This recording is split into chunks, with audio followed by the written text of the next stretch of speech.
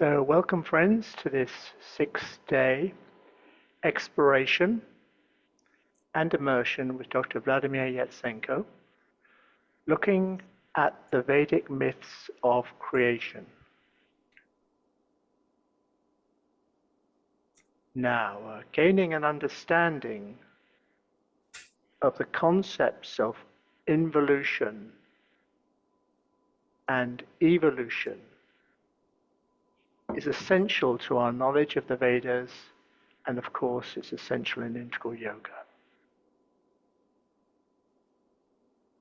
The starting point of the sacrifice of the Purusha, or the Holocaust of the Divine Mother, marks an involution of consciousness. And from there, this is where the whole play of evolution unfolds and begins. And we're very, very happy and grateful to have Dr. Vladimir Yatsenko facilitating, guiding, and taking us on another fascinating and insightful journey through the Vedas once more. A few words about him. He's the director of the Institute of Applied Research in Integral Studies at Sri Aurobindo Integral Life Center, South Carolina.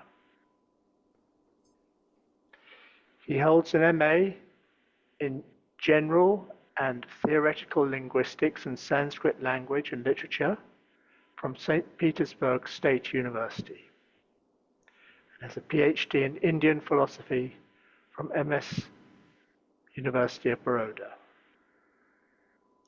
His doctoral thesis was the Vedic vision and the concept of Agni in the Rig Veda in the light of Sri Aurobindo. So obviously Vladimir is a considerable scholar and instructor of Sanskrit language and literature. An educator in Vedic and Vedantic studies, Indian philosophy, integral yoga psychology, and the philosophy of language. Not surprisingly, he's aligned with various educational institutions around the world, including the Indian Psychology Institute in Pondicherry, the International Center of Integral Studies of New Delhi, and the Sri Aurobindo Center for Advanced Research, also in Pondicherry. Aura University, Surat, India, Arogya Center, Albuquerque, New Mexico, and many others. So I could go on for a very long time, but I won't.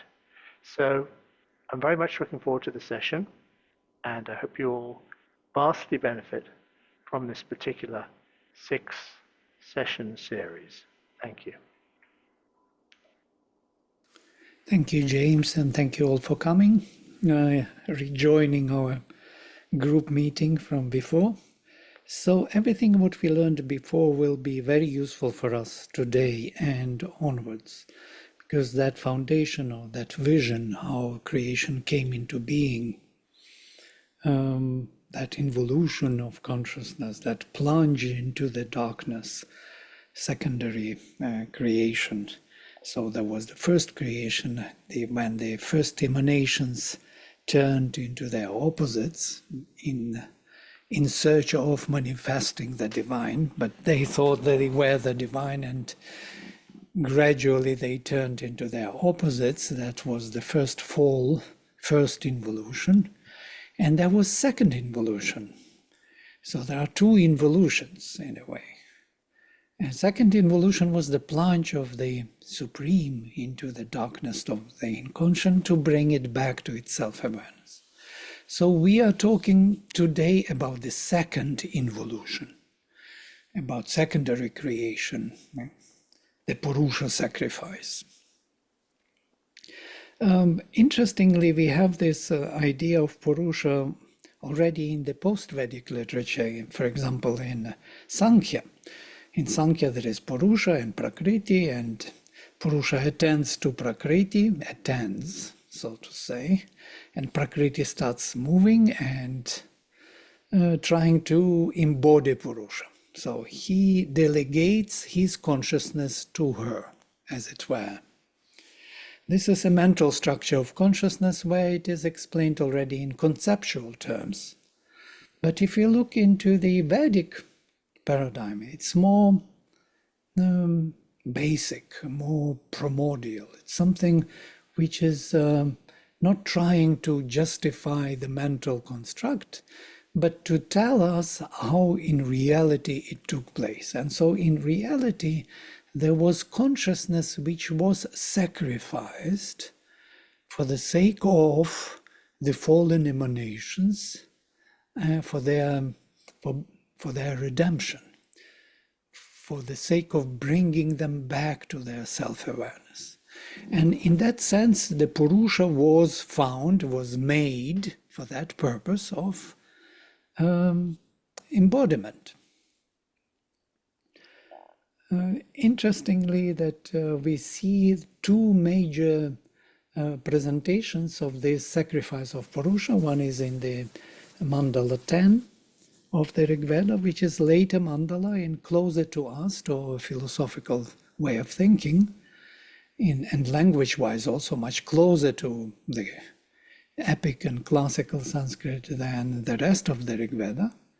And we find also Purusha sacrifice in the Aitareya Upanishad. And both are needed to explain what it is all about. It seems that Purusha sacrifice, Purusha Sukta in the Rig Veda, is, truly speaking, very difficult to understand. It is a very general view, very mythological, very religious, as it were. Unless we dwell on those concepts more closely with the light of Sri Aurobindo. And we need the help of Aitareya. So I was thinking today I will split our time into two sections. First will be Purusha Sukta, and the second will be Aitareya. And so we will compare both, and it will help us to understand what is happening in the Purusha Sukta. I do not know whether I should start with Purusha Sukta directly or straight to Aitareya, because Aitareya is closer to us and it will be easier to recognize those elements in Purusha Sukta. Maybe I will start with Aitareya, if you don't mind, and then come to the Rig Veda.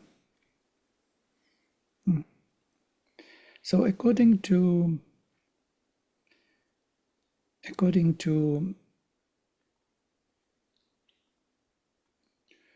Shankaracharya, Aitareya is for initiate, especially first 3 chapters of the first Adhyaya. First Adhyaya is for only those who are initiated into the deep understanding of creation.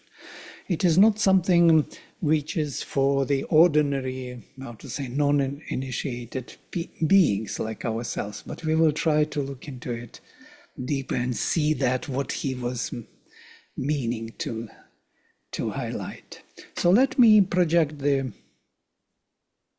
text, because without this projection it will be very difficult for us to do it. So Aitareya.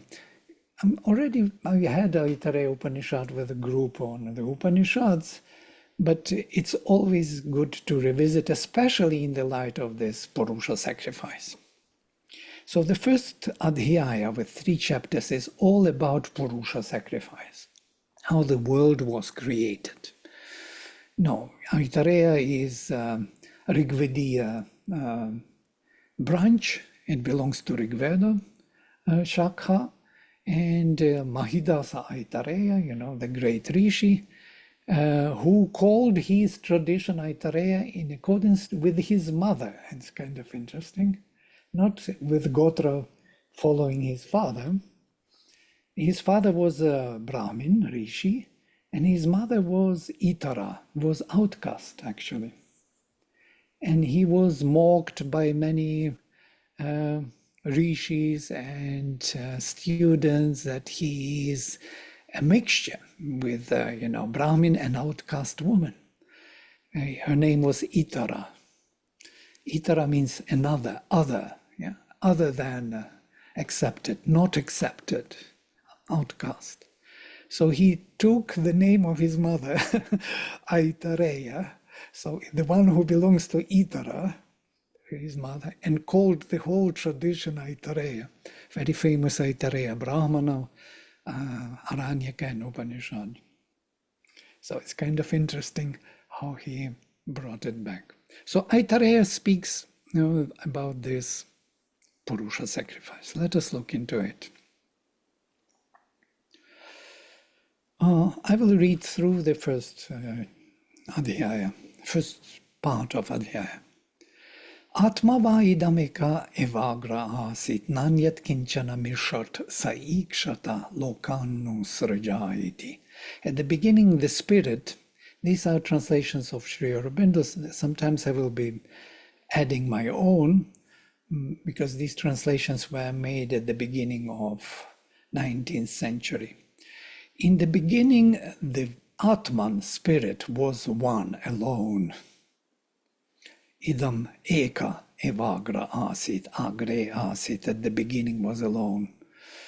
There was not else that saw. There was nothing else. Nanyat kinchana mishat. Mishat, literally, there was nothing vibrating, living there. Saikshata, and he thought, willed those, thought and willed. Lo, I will make me worlds from out my being. Saikshata lokanu srijaiti. Literally, may I create the worlds. That's what he willed. He wanted to create the worlds first. Saiman lokana srijata, and he cast out of himself these worlds. These worlds were Ambho, Marichir, Maram, Apo, Dombhav, Parena, Divam, Dyav, Pratishtantariksham, Marichayav, Prithivi, Maro, Yadhastata, Apah. I will decipher this. Ambhas is the heavenly waters, luminous waters above. Marichi, the particles of the ether. Maram, death. Apach, lower waters, inconscient waters, or inconscient ocean. So we have superconscient and inconscient ocean, and in between we have all the ether and death. And interestingly, both of them belong to the root Mari, Marichi, and Maram, which means something is to be constantly transformed. Nothing is steady there. Death, yeah, death is a constant, perpetual life in the making. So that adach, ambach, that luminous water, parena divam, so the dyav pratishtha, the heaven dyav became the bottom of that world above. So we have the heavenly waters with the bottom of the heavens. So heavens are the bottom of the luminous waters above, which become the foundation for those waters above. Pratishtha. Antariksham marichah, the world between heaven and earth is marichis, these particles, luminous particles of the ether, let us say, or the energy of the ether. Prithivi maro, the earth became the death, the place of constant transformation. Ya adhastat, and that which was below the earth, ta apach, and that was the lower waters, the inconscient waters. So we have the upper ocean with the bottom of it as the heaven. Then we have the space in between heaven and earth with the ether, with energy. We have the earth as place of transformation, and below we have the inconscient ocean. This is how he created the first creation. This. So if we see that heaven and earth were split, and this split, let's look into this superconscient ocean and inconscious ocean. So Antariksha in between, heaven and earth. Heaven is the bottom for the superconscient ocean, and earth is the top for the inconscient ocean, as it were.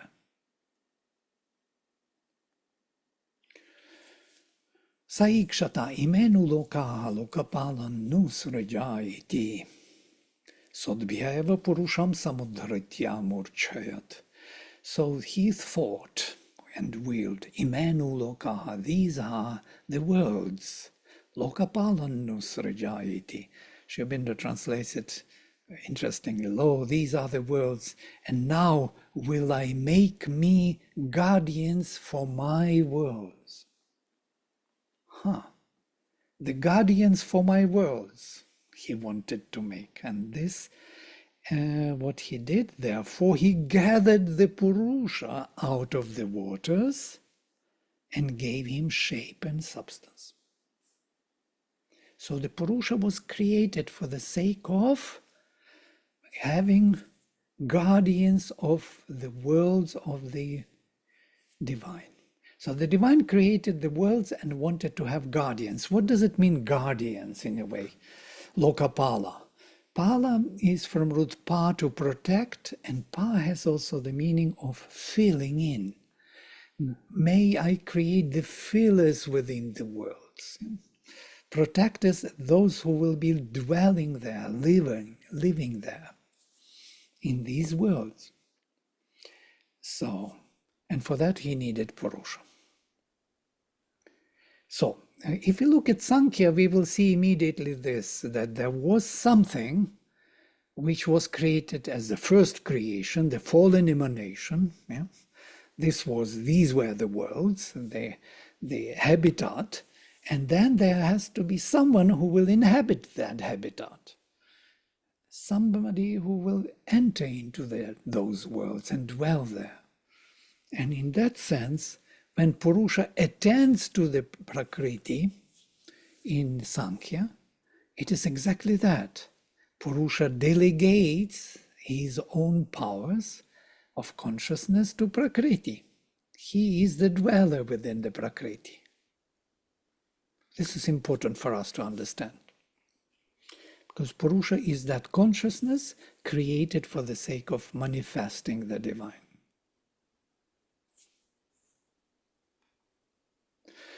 Now it's a longish text, and how he did it with Purusha, once he pulled him up and formed him, amorchayat, gave him a form, tamabhyatapat tasya bhitaptasya mukham nirabhidyata yathandam, and he concentrated on him his energy, tapas, and him being heated up with the energy of the divine, mukham nirabhidyata, his mouth broke forth.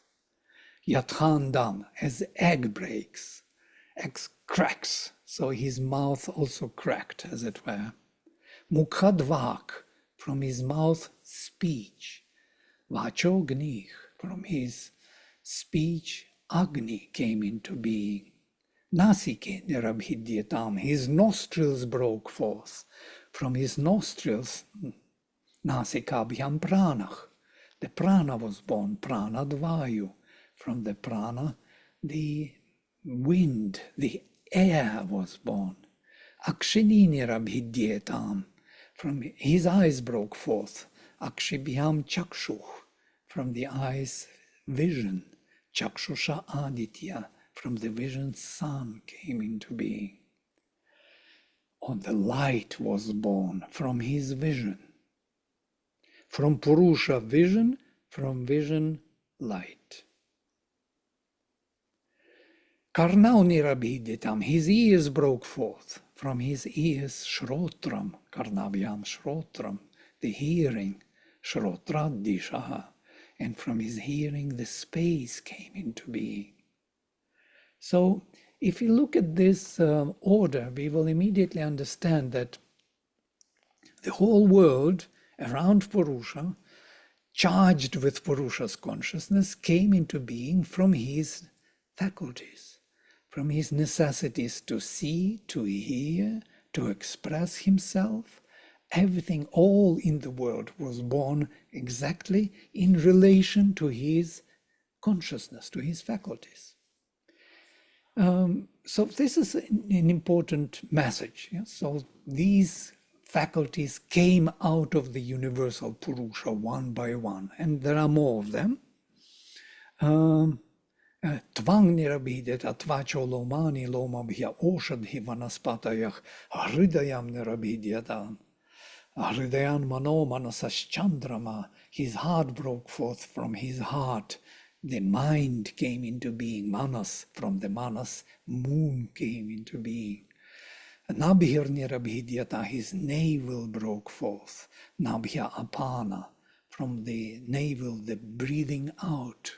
Apana, apana mrityu. And from apana, death came into being. That is an important part of this Upanishad. Other chapters will be dedicated to death, for him, to him dying. And apana is exactly the crack, antariksha, in between these worlds.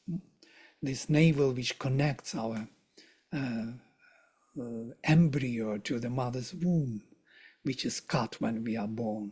So that is the link to death, to crossing from one stage of being to another life. Shishnam nerabhidita, Shishna dreto retasapa, his procreatory organ broke forth from there. Seed came into being, and from the seed, the waters. So here, the whole cosmic vision of Purusha with all his faculties, one by one. And interestingly, the higher faculties in the head, we have mouth broke forth, nostrils, eyes, ears, and skin. So we see these, again, like heaven and earth. Mouth is Agni, Vayu, and Surya or Aditya. So these are three fires of the earth, space in between, and heaven. Our face actually expresses that heaven, that vision of the whole creation. And here on the torso, we have also three of them. Very interestingly, we have Manas with the moon, Soma, yes, our heart. Then we have navel with the apana, breathing out and death. And we have the procreatory organ, which is allowing us to sustain our being in the material form as the seed. So we have triple chakras, let us say, in the Vedic terms. Triple chakra on the torso and triple on the face. So face and torso in a way express this triple world of the earth, space in between, and heaven, space in between navel, and earth, the seed.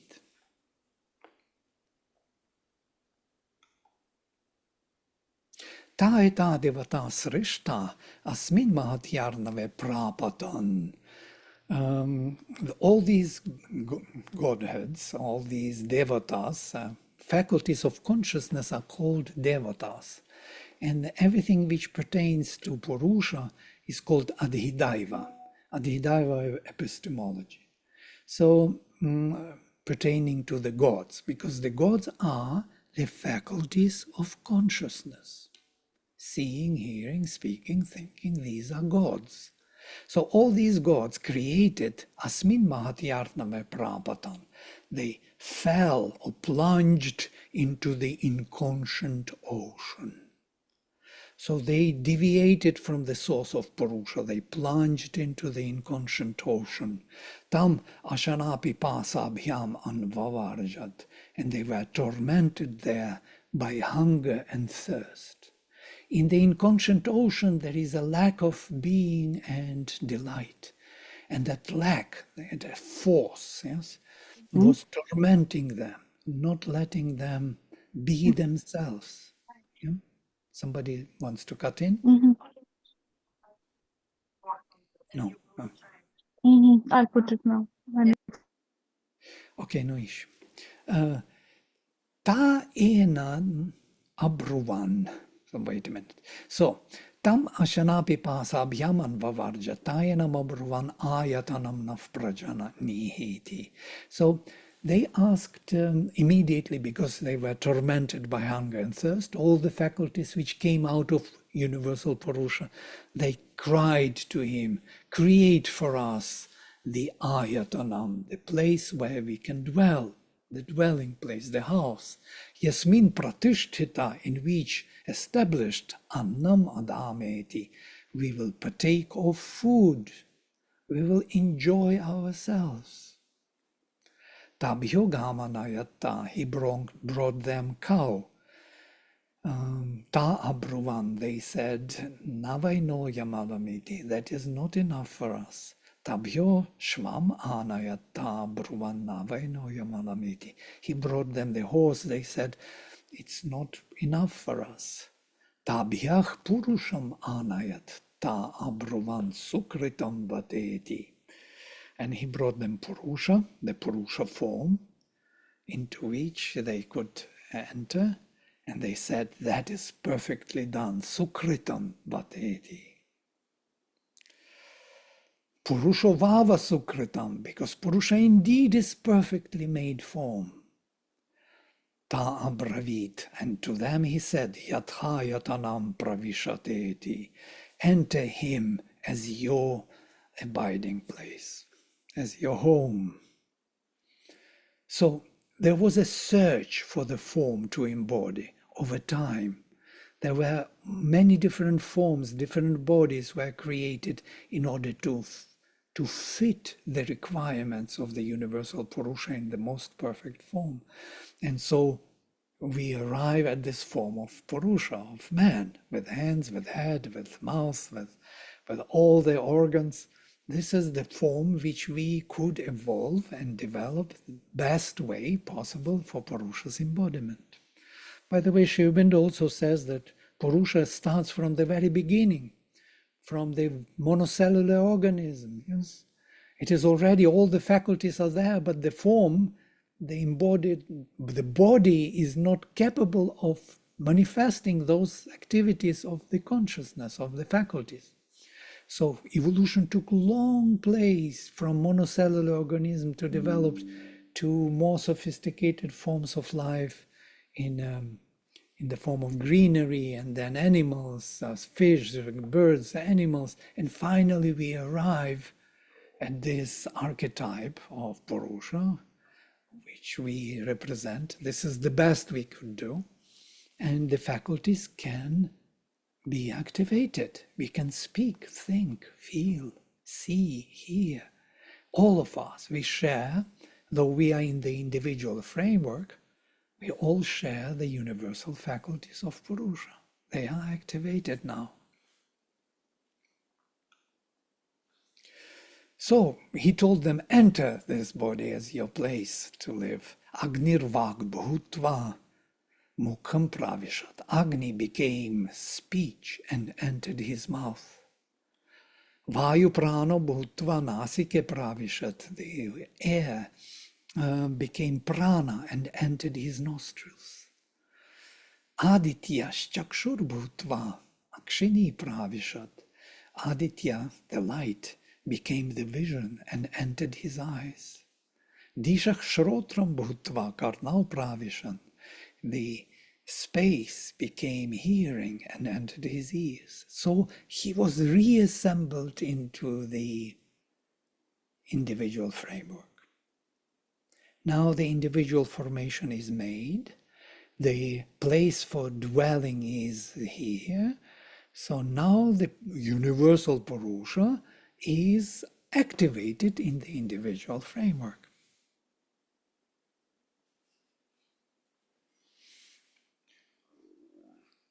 Tam ashana pipase abrutam. Interestingly, yes, I skipped a few things because I don't want to take much time. I want to come to our discussion and to the Purusha Sukta still.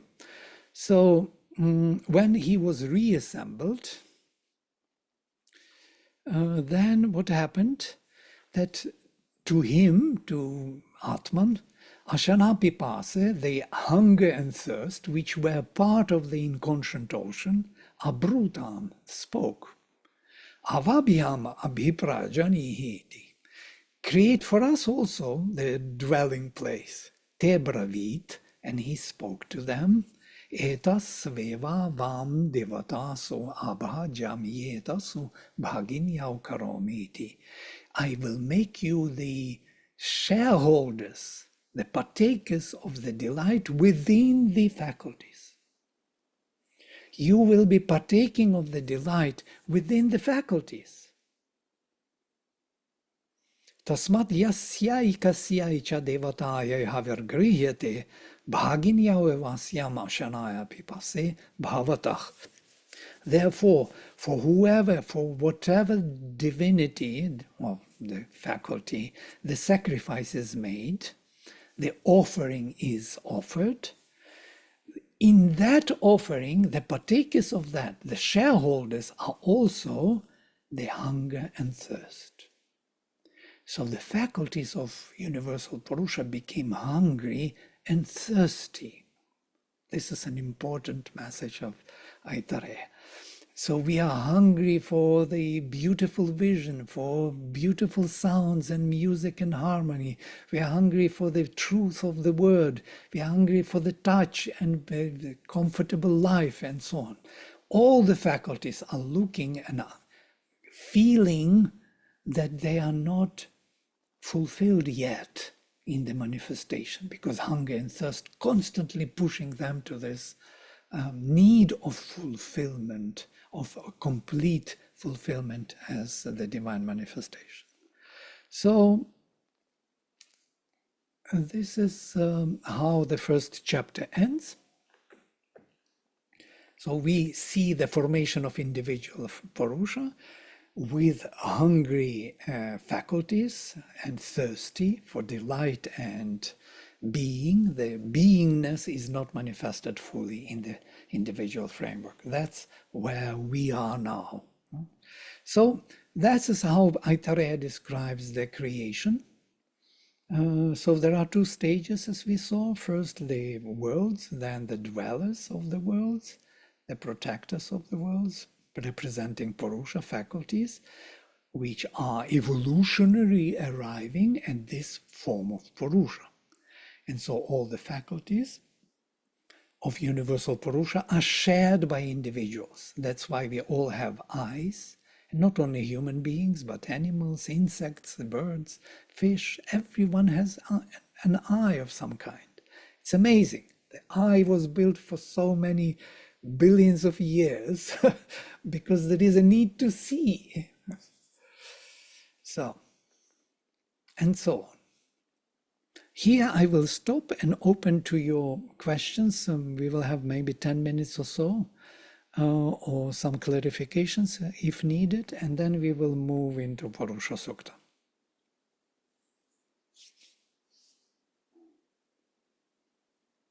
You can just switch on microphone and speak if you need. Don't need to raise Vladimir, I have a question, please. Yes. So, is this hunger and thirst a kind of a desire? Yay, very nice, yes. It is that which builds the ego within the senses, yes. Yes, yes. Our senses are hungry. They will take whatever is the food given.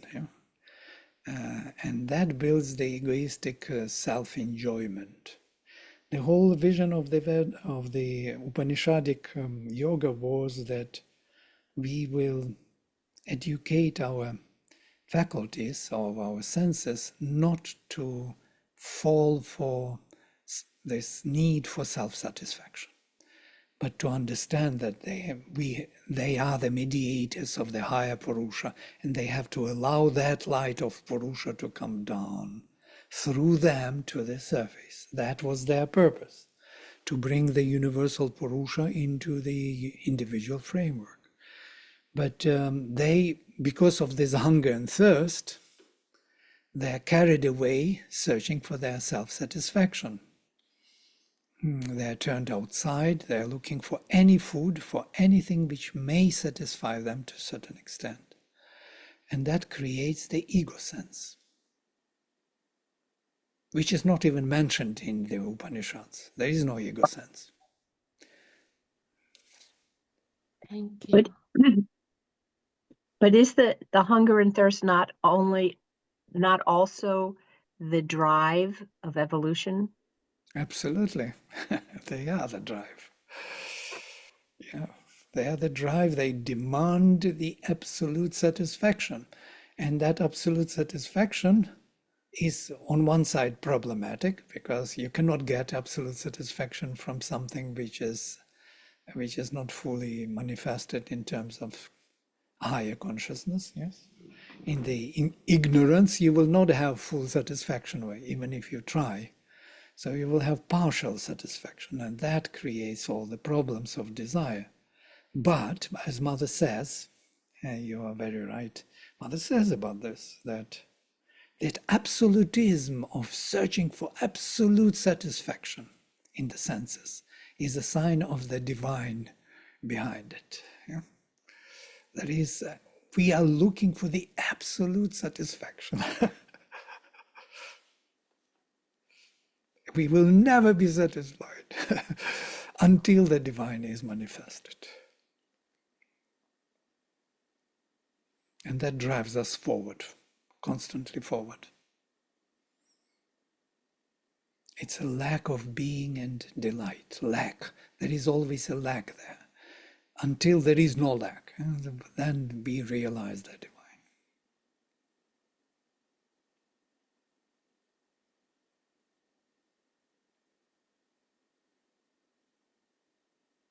So do you see these two stages? Yes, this is important for us because we refer to our part one, where this was laid out very clearly, that the first was fallen emanations, which created the habitat. The night, the darkness is our habitat. In the Veda, especially in the older parts, the night is the one who introduces souls into this world. She is giving us habitat, the place to live. It is that night which separates us, creates for us the formation of individual frameworks. We are separate because of the night, because of the darkness between us, because there is unconsciousness enveloping us. We can focus within because unconsciousness is without, and by bringing this within to the without, we change the without. That is the redemption of the fallen emanations.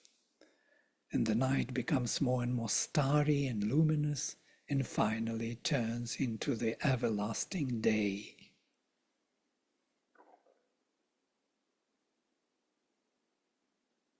Vladimir, is that why they say no to cow and horse? With cow and horse, it's more difficult than it looks like. I just simplified, kind of taking it in terms of the full evolution, from the worm or from the monocellular organism. But truly speaking, here's something else also implied, because cow and horse are two symbols of the Veda. Cow is the symbol of consciousness and horse is of power. Possibly that there is something more implied, yes, that neither consciousness alone or power alone was enough. There had to be some place, some formation where these two could be fulfilled together. And that is the Purusha. There is more to it, much more, and that is that all the faculties, you see there is no psychic being here. All the faculties of consciousness of Purusha, universal Purusha, carry the universal presence of Purusha. Universal psychic presence is there within them, within the seeing, hearing, speaking. It's very good for our faculties of consciousness, actually, to understand that they are the carriers of the presence of the Purusha, but not yet the Purusha's being, total, or individualized being is not yet there, only the presence. And because Purusha is spread in all nature, consciousness is pervasive of the universe. Universe came into being because of Purusha, because of the need to see, to hear, to comprehend, to apprehend.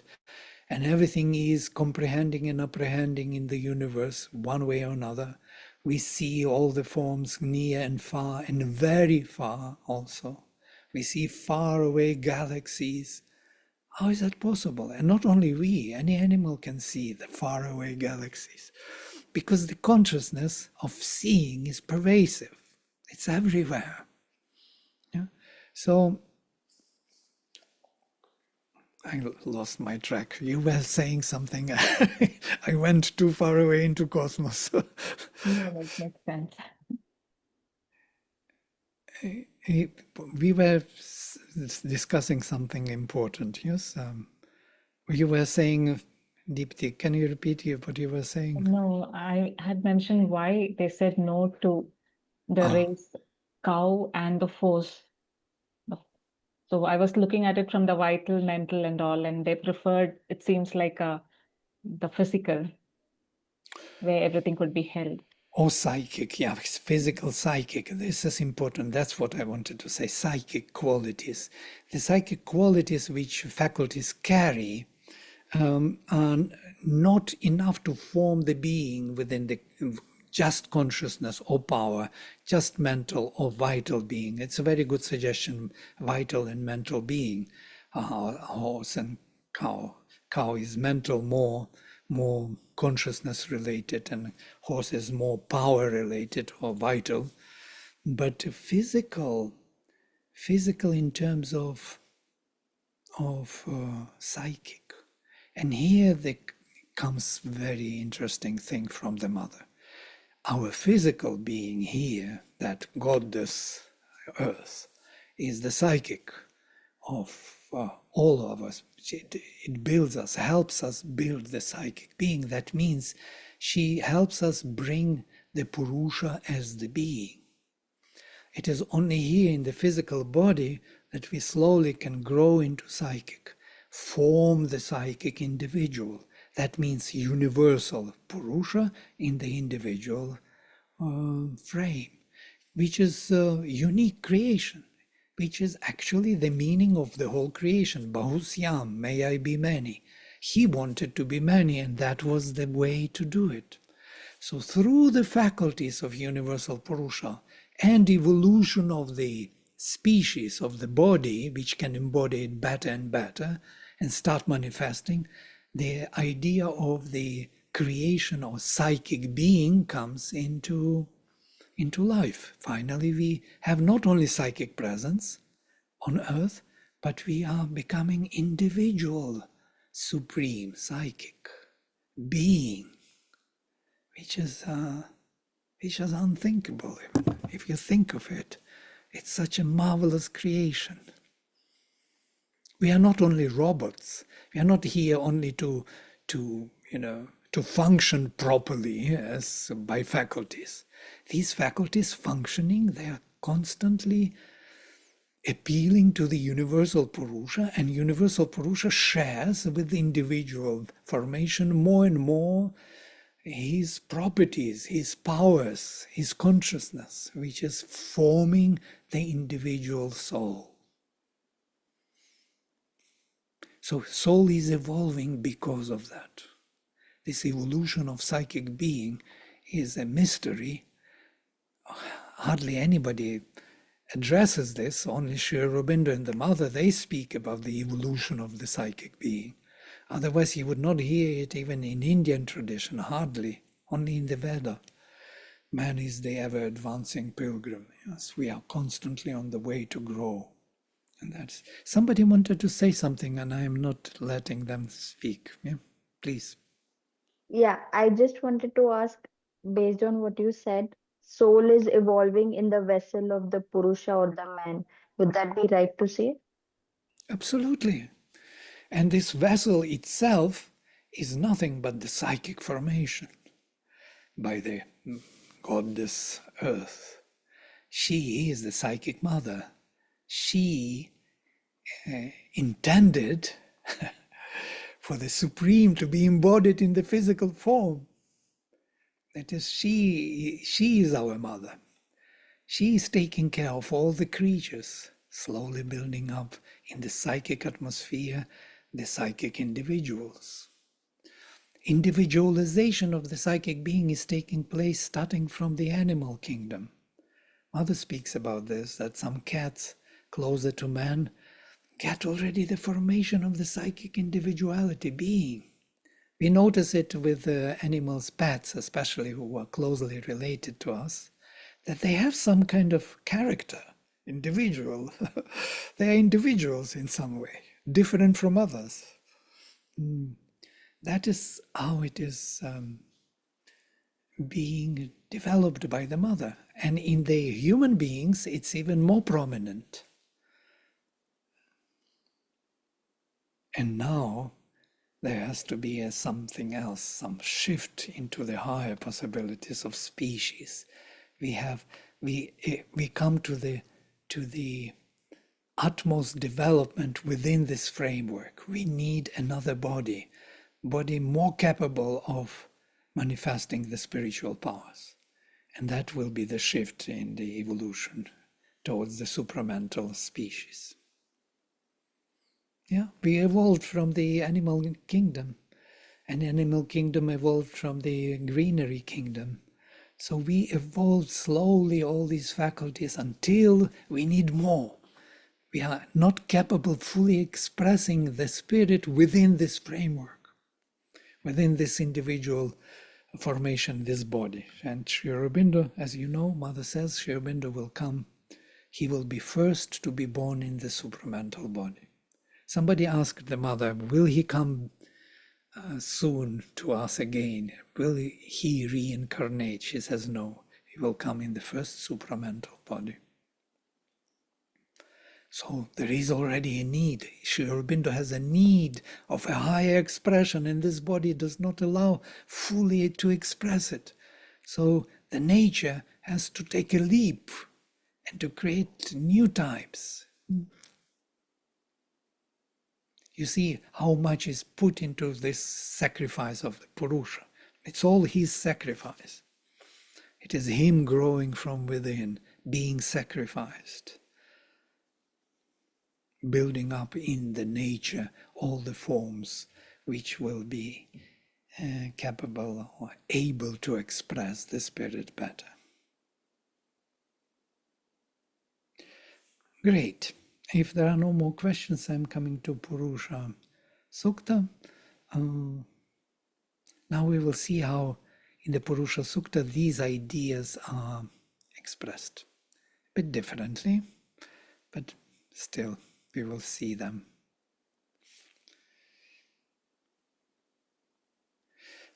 Okay. So I've selected only few because I will send you the text. I sent already the text. Please read the text of the Purusha Sukta. And I am working on it more. I'm enlarging it, making it more comprehensive.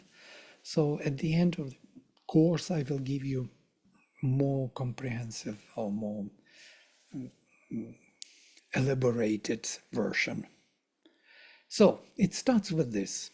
Sahasra Shirsha Purushah, Sahasraksha Sahasrapat, Sabhumim Vishvato Vritva, Atyatishthad Dashangulam. Totally confusing text. The Lord with 1,000 heads and eyes and legs, having covered the earth from all sides, he has arisen over 10 angulas. Here we have the issue with angulas, of course, but I will explain. The universal consciousness that Purusha represents is everywhere. This is important. It is pervasive of the universe. As Sri Aurobindo says, the indriyas, our faculties of consciousness, senses, are pervading the universe. They are holding the whole universe. It's not only on earth, it's everywhere, seeing, hearing, apprehending, comprehending. If it would not be there, there would be no formation of separate forms, of planets, of stars, of creatures, of relations of particles, and so on. In fact, the universe is nothing but consciousness incarnate. Purusha's faculties, such as seeing, apprehending, hearing, comprehending, speaking, communicating, expressing oneself, thinking, concentrating on a particular object of sense, touching, cognizing difference, feeling, sensing, knowing, moving, etc., constitute all beings in the world and can be found everywhere in things and creatures.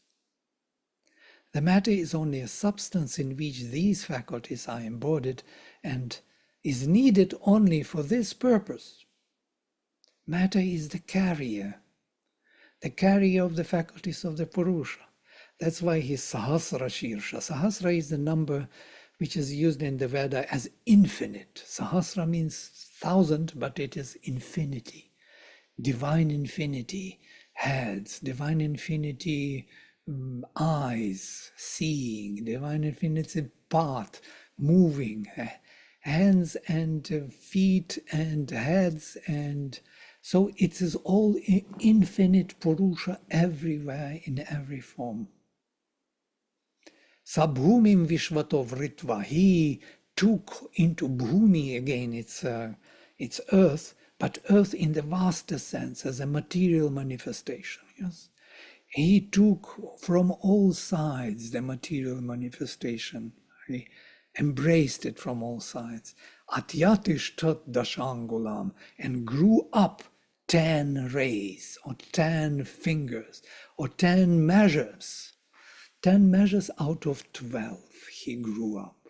What are these 10 measures? You remember our Vedic first part, and there we spoke about Dashagva Rishis, yes, Navagva and Dashagva Rishis. So he grew up from the physical to the physical vital to the physical mental. Yeah? So all these levels, vital, physical vital, vital, mental vital, physical mental, vital mental, mental, 9 levels, yes, covering all the chakras from the feet to the Sahasrara, and then 10th one above, and that would be to Swar world, yes, and he becomes Dashagva. So he embodied himself here from the bottom up. He grew up 10 rays, 10 levels of consciousness. Yeah. Ati atishtat, he grew up, he has arisen over 10 angulas. Number 2, Purusha evedam sarvam yad bhutam yaccha bhaviyam utamritatvasya ishana yad annena atirohati. For the Purusha is indeed all this, what was and will be, the Lord of immortality that overgrows himself by matter. Annena atirohati. He always overgrows himself. In the first he overgrows himself with 10 angulas, and here he overgrows himself by matter, by the physicality. He becomes more than he was. It's interesting because there is a passage in Savitri, a god come down and greater by the fall.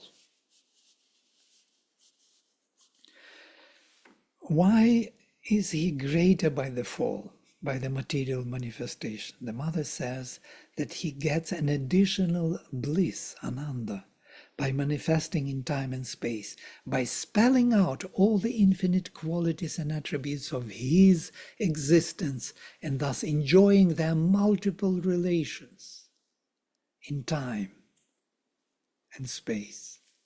The mother says that he already has the ananda of his supreme identity, but now he can get the ananda of unity, which he didn't have,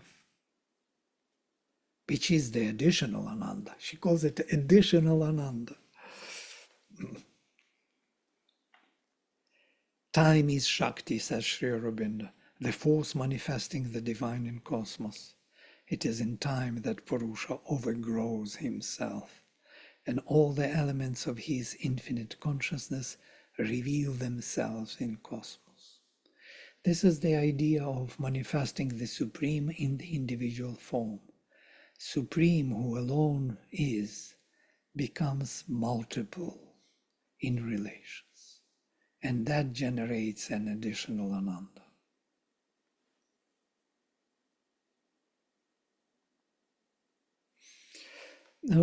Sri Aurobindo mentions this and uses in his Savitri that the Purusha sacrifice was known also in the more ancient parts as the Holocaust of the Divine Mother, the sacrifice of the Divine Mother, because the Mother represents consciousness power, which later we attributed to Purusha. Purusha, because of his faculties, because these faculties we embody in the body, is his faculties. Yes? And because of that, we call this Purusha, consciousness, Purusha and Prakriti. But truly speaking, it is the Divine Mother. It is her consciousness, Chittavas. These grades had marked her giant downward plunge, the grades of descent, involution, the wide and prone leap of a Godhead's fall. Our life is a holocaust of the Supreme. The great World Mother, by her sacrifice, has made her soul the body of our state. It is her soul, this is psychic presence in our earth nature. Accepting sorrow and unconsciousness, divinity's lapse from its own splendors, woe, the many-patterned ground of all we are. It's important to understand that Purusha sacrifice is not just Purusha sacrifice. It is sacrifice of consciousness, and with all the faculties for the embodiment of the Supreme. The embodiment of the Supreme would not take place if these faculties would not be different, seeing, hearing, speaking, thinking. We need all the varieties of relations in time and space. We cannot have only consciousness and that's it. We need to see and to hear. We need the difference between self-expression and concentration and will and movement. We need the varieties, and these varieties were embodied in the faculties of Purusha. And that's why we call it the sacrifice of Purusha, but it is actually the consciousness of the Mother.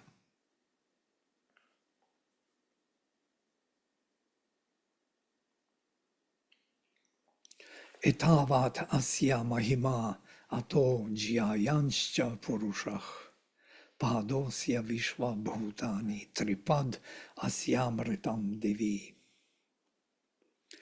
Such is his greatness, and the Purusha himself is even greater. It is his greatness, that additional delight which he generates by pervading the universe. It is that greatness of his, but he himself is even greater. The Divine Mother beyond is infinite. The Purusha consciousness beyond is infinite. 1/4 of him is all the beings, 1/4. And the 3 other quarters of him, immortality in heaven. Such is his greatness to manifest the cosmos for the divine embodiment. So 1/4 of him becomes this world formed from Vijnana, from the supermind. Supermind forges the world. It is 1/4 of Sat Chit Ananda Vijnana. It's 1/4 of it. Becomes the whole world. Vijnana becomes in charge of the manifesting triple worlds, because triple Vijnana, triple supermind, manifests mental, vital, and physical formation. But beyond, there is Sat Chit Ananda. And that is him. And the 3/4 are still transcendental, beyond time and space, beyond creation whatsoever. It is the triple Vijnana, the triple supermind that manifests the transcendental Purusha in the triple world of mental, vital, and physical beings. I jump to the end for the lack of time. There is more in the file, in the document. You can read for yourself. There are many interesting things, but I don't want to overload. I want to keep us focused on these two major points: first and second creation, and what is this sacrifice of consciousness for the sake of building up the individual supreme. Chandrama manaso jatach chakshuh suryo ajayata mukhad indrashchagnischa pranadvayo rajayata. Do you remember we spoke about this in Aitareya in a different way? From his mind, from my Chandrama, from his mind Manasach, the moon was born. From his sight, vision, the sun was born. From his mouth, Indra and Agni. They add Indra here. In Aitareya it is only Agni. So Agni comes from his action, from his self-expression. Indra and Agni, beautiful, because they are together representing heaven and earth, transcendental, uninvolved and involved with divinity. Pranadvayo Rajayat, and from his breath the air was born.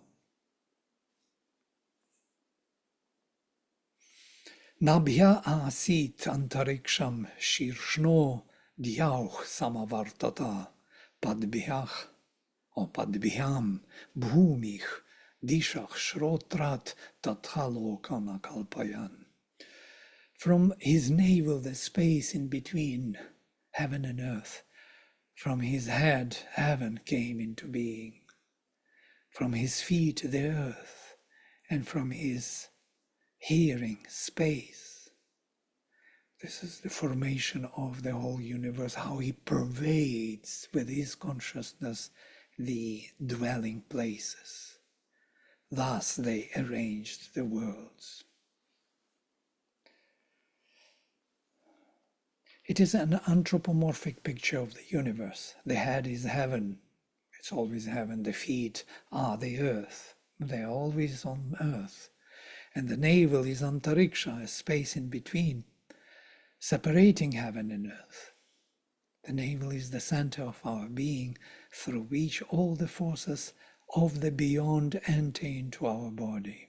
Heaven and earth, our mental and physical consciousness, are their foundations and protectors of our embodied soul.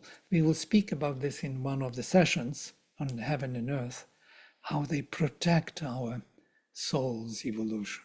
These are the protectors, the shell in which we are safely growing as a child. But through antariksha, the forces of light and darkness, the upper and lower hemisphere, can enter into our body and become a part of our life. A constant battle between these forces is taking place in our life because of this antariksha crack. So we have to accumulate these forces of light and darkness and put them into this battlefield where we have to take the side, either on the side of the light or on the side of the darkness. But we are the transforming station of all these darker forces. And the last one which I selected, or not the last, two more. Sapta asyasan paridhayach tri sapta samidhach kritach devayati yajnam tanvana abadhanan purusham pashu. 7 fences were his. 3 times 7 the fuel was arranged.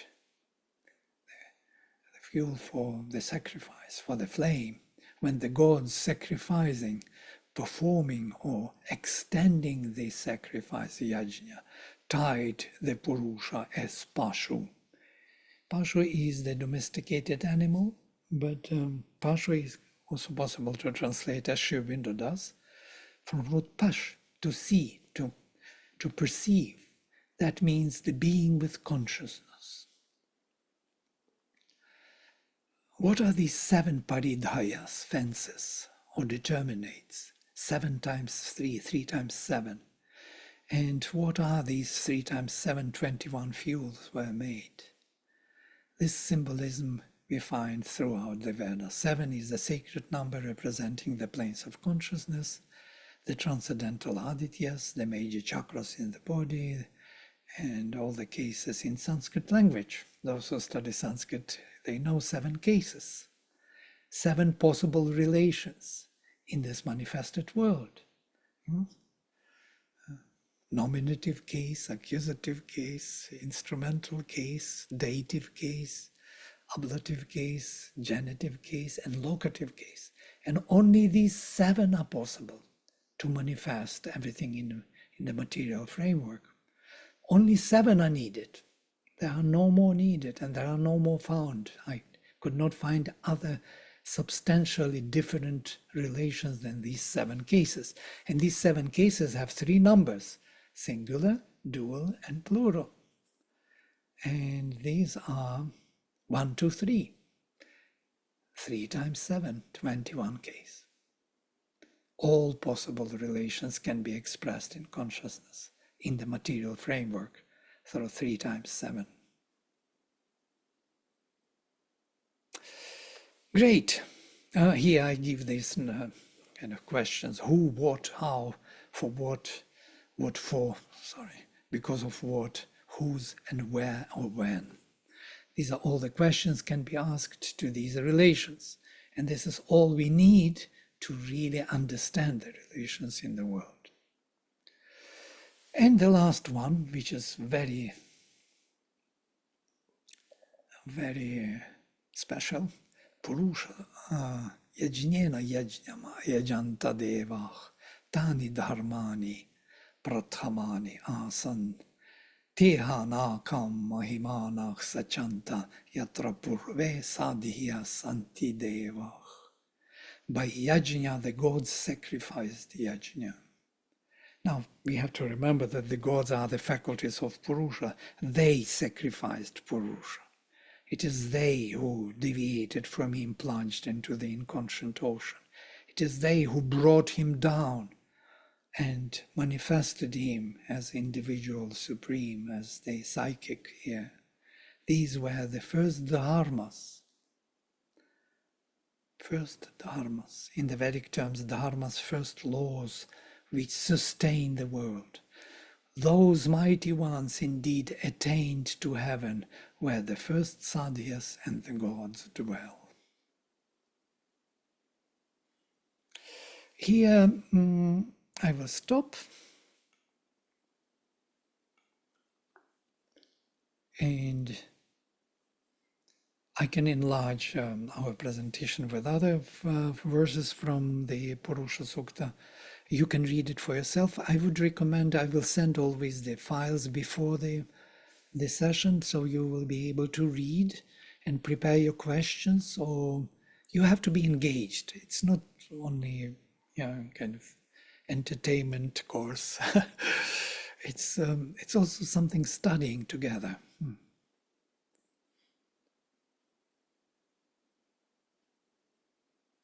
If you looked into those files, you may have some questions.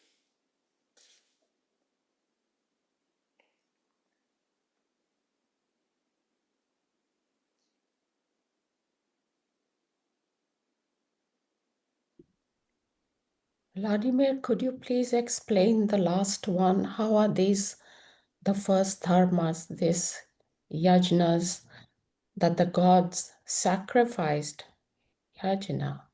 How are these the first dharmas? By the sacrifice, they sacrificed the sacrifice. Yeah. Yeah. We have to understand yajna then better. Wrote yaj, and if we look into it closer, we will see that it has something to do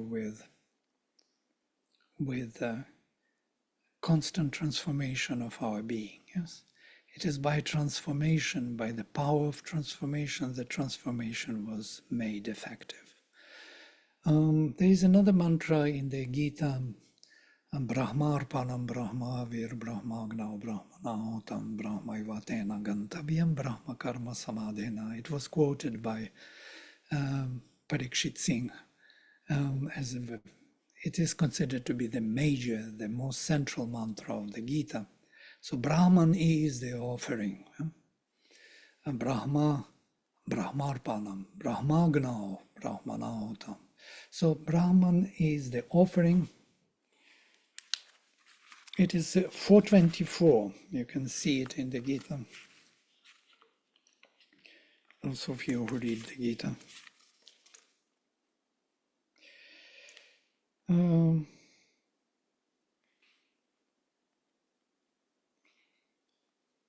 So Brahman is the process of the sacrifice, Arpanam. Arpanam is like Samarpanam, the surrender. We can say Brahman is the surrender. I will try new translation. Brahman is the surrender. Brahman is the offering, Havir Brahma. Brahmagna, in the fire, in the flame of Brahman, Brahmanahotam, it is being offered. So Brahman is the offering, Brahman is offered in the energy of Brahman, and that is the surrender or the self-giving of Brahman. And then this second half is kind of interesting. Brahmaiva tena gantavyam, and Brahma should be attained only by this, by Brahman himself, no? Brahma karma samadhena, by connecting with the action of Brahman. So one cannot realize Brahman otherwise, only through the action which Brahman does. Yes? So you cannot achieve some aim by the means which do not belong to this aim. Tapasa Brahma vijijñasasva, tapo brahmeti. Realize Brahman by tapas, because tapas is Brahman. I know it's for our mental being, it's a little bit, well, what? 1 equals 1 equals 1? But this is something which is actually true. Only by spirit you can realize the spirit. Only by his force, by his action, you can realize him. You cannot realize him by some other action, leading elsewhere. Or we can say all life is yoga. All actions are his spiritual actions. It So depends it's a how you look lot at it. of decoding. Yeah, it is something to dwell on, yes. To dwell on in order to realize how deep it goes. Because if you just take this phrase, what Sri Aurobindo said, all life is yoga, right there it holds all this in one whole. Thank you.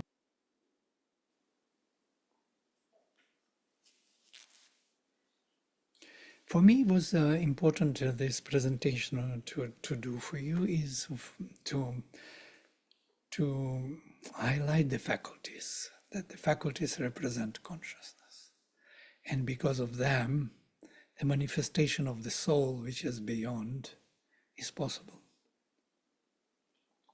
They are building up this body. If you look at our body, you will see that it is nothing but the embodiment of the faculties of consciousness. It is not some kind of piece of meat which exists by itself for its own sake.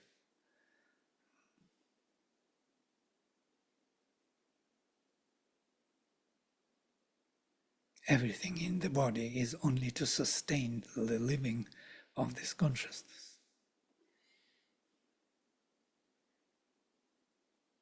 Even partaking of food, because there is no other way to sustain the physical body.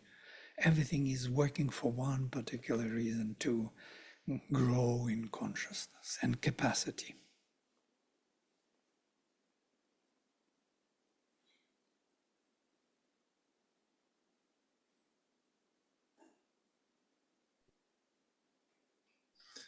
Can I ask you a question from our previous set of slides?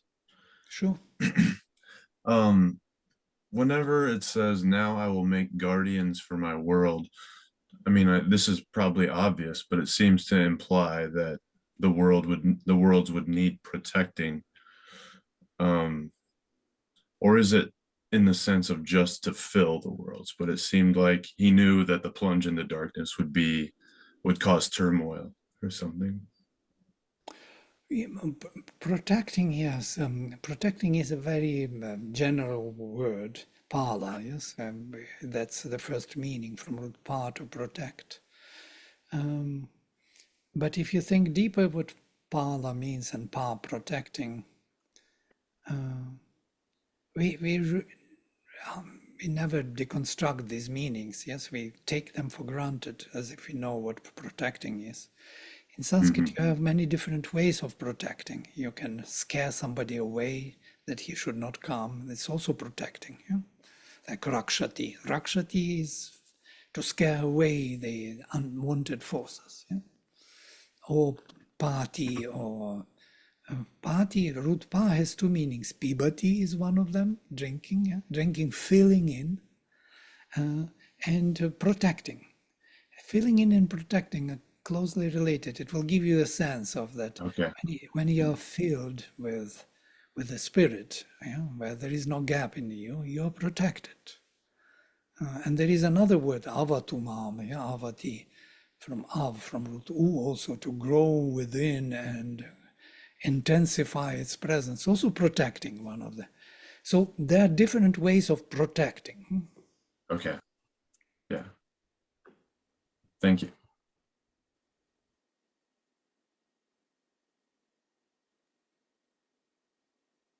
And they are protecting the worlds, because the worlds would fall into the oblivion if they will not charge it with the consciousness of Purusha. Yes.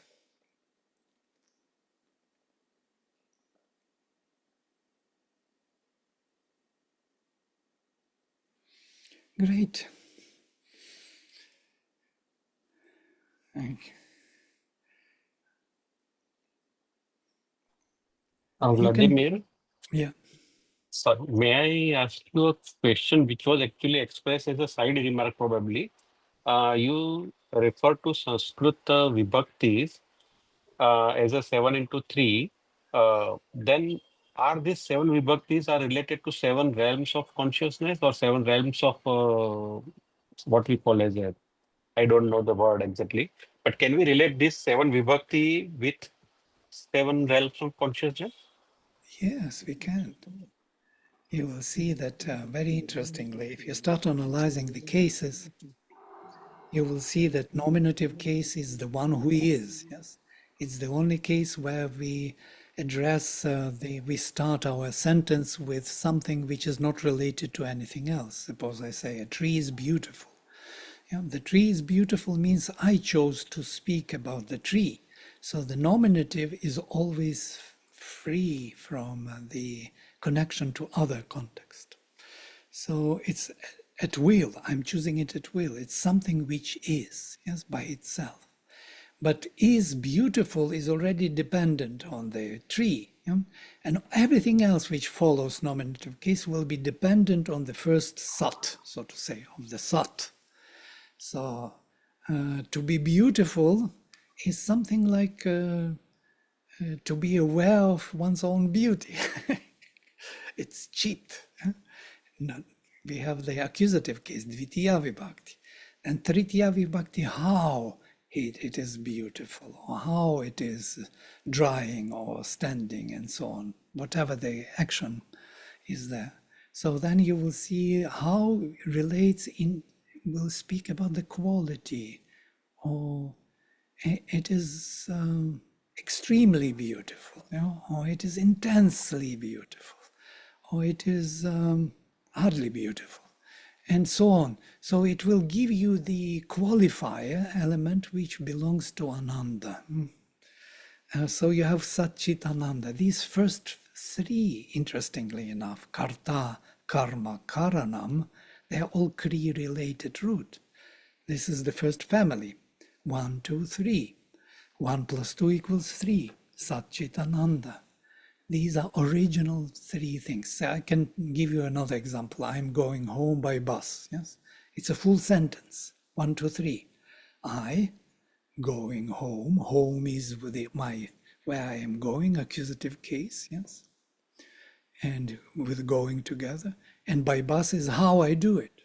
So these are the three first cases. And then I'm going home by bus for something, for dinner. And that is the dative case. And that for something, for what this 1, 2, 3 is actually vijnana. It is for the creation. And then we have three more. We have ablative case, genitive, and locative. Ablative, where from? What is the cause? The mental cause. Always mental is looking for the cause, for the origin from which everything comes.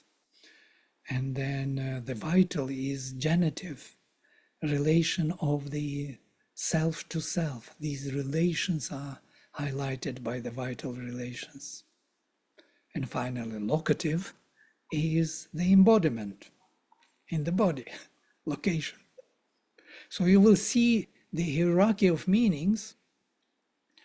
I had the whole presentation on this once, and I doubt, I do not know where it comes from, whether it comes from first from the philosophy to linguistics or from the linguistics to philosophy. It's possible both ways. It could be that it comes from the language to the vision of Satchit, Ananda, Vijnana, Manas, Prana, and Annam. 7 cases.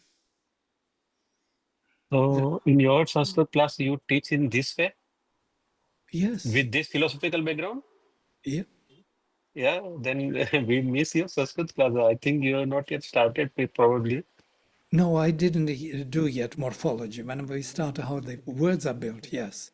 There we will look into karakas and vibhaktis, and you will see that the whole Sanskrit is built in this luminous way. The grammar is so clear that it helps your mind to not to lose energy for some, secondary movements, but to look straight into what is important and how it relates. I'm not sure how my students feel. Do they see it in the Sanskrit yet, or it is still waiting to be seen? Most probably I, it's I wait. I wanted to know if on 14th August, which you are supposed to start a Sanskrit class, is it there or We is it started, already? yes. Then I have already applied for it and I have not got any input from you. Yeah, but we started with the alphabet first, with Okay, with okay, phonetics. okay. But you will surely keep in mind, no, my application. Oops, I don't know. I didn't see. You have to apply through the But I web was a page. very anyway. I will reapply again. Okay. Yes, sure. Sure. Thank you. Yep. If this is all about what we have, then this grammatical part is really marvelous if you think of it. That the language embodied the philosophy, the profound philosophy, not only in the terms of etymons, root sounds, but also in the structure. And the whole grammar is called Aindram, belonging to Indra, the divine mind. It is the mind which created the structure, yes?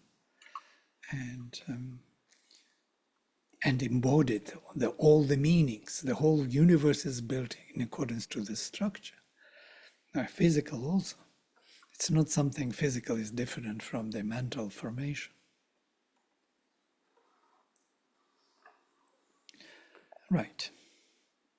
So, Purusha sacrifice. Chapter 1 is done.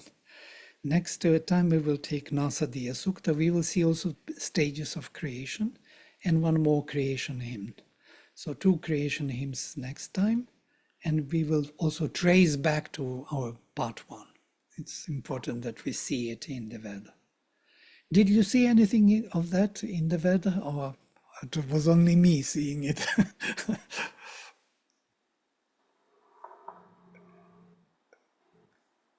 No?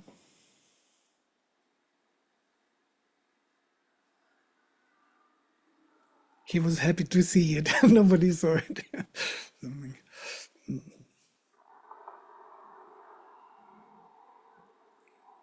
waiting for something. Nothing comes. Nothing comes forever. Well, from the previous one, the involution and the evolution is very much a part of this, what we started today. If we have that knowledge of that first involution and evolution, then it is so much more easier to understand. Following up, I don't know. Maybe I'm talking too much. No, at least someone is talking. I saw so much I didn't want to start talking because it's too much. Oh, I please mean, I will talk. if you This want me is to. so good Oh, that you say something, please. okay. Uh, let me just look back because so much. You mentioned that, I realized that matter is also sometimes called food. And I was relating that, the physical food, with the hunger and the thirst, because I always wondered why we're considered, when Purusha was covered with food, with matter. What I was also, as is usually the case with me, struck incredibly about how what you said today about Pashu and the sacrifice, the Holocaust of the Divine Mother and the sacrifice of the Purusha really explains again the Catholic Mass, because Pashu, when you said Sri Aurobindo says it's the being with consciousness from Pash, that tied into, and it's also the domesticated animal that's used for the sacrifice. That just like lit up my brain, because there's Easter is called Pascha. It's the Paschal sacrifice, and the sacrifice of the Mass is the same situation that you were explaining about, that Brahman is the offering, is the surrender, is the yajna being offered by the yajna, by the gods as the yajna, that in the Catholic Mass, Christ is in the person of the priest. Christ is the sacrifice on the altar being sacrificed. Christ is the Holy Spirit that comes down and affects the sacrifice. It's the very, very same concept. So I'm just seeing my whole world explained through the Veda once again. Interesting. Now you have reference in the Veda finally for Christianity, so it becomes more solid in the meaning. Yes, and it's not just ritual. There is a deeper meaning behind it. Yes. Yeah, I've heard a lot of other scholars try to explain the difference, the striking difference between some of the Christian dogmas and the Veda. But for me, what's important is not that. For me, when I see the foundation of the Veda as the foundation in Christianity, then all the dogmas just fall away. I just see them completely as the creations of human beings through time. But the essence of the truth is there. It's just hard to find at times. Right. Great. Thank you then all for today, and we meet tomorrow. Not long to wait. Okay, I will send the papers I will drop to our WhatsApp, so you can pick up Vladimir, from there. Yes. James had mentioned that it would be a lot easier if you send PowerPoint and any notes for the next day directly to him, and then he'll go ahead and post Okay. to. Sure. If that's all right, Vladimir. Yeah? Oh, fine. Totally fine. Yes, absolutely. Okay. Great. Okay, thank you all, and So, namaste, and see you all tomorrow. Thank you.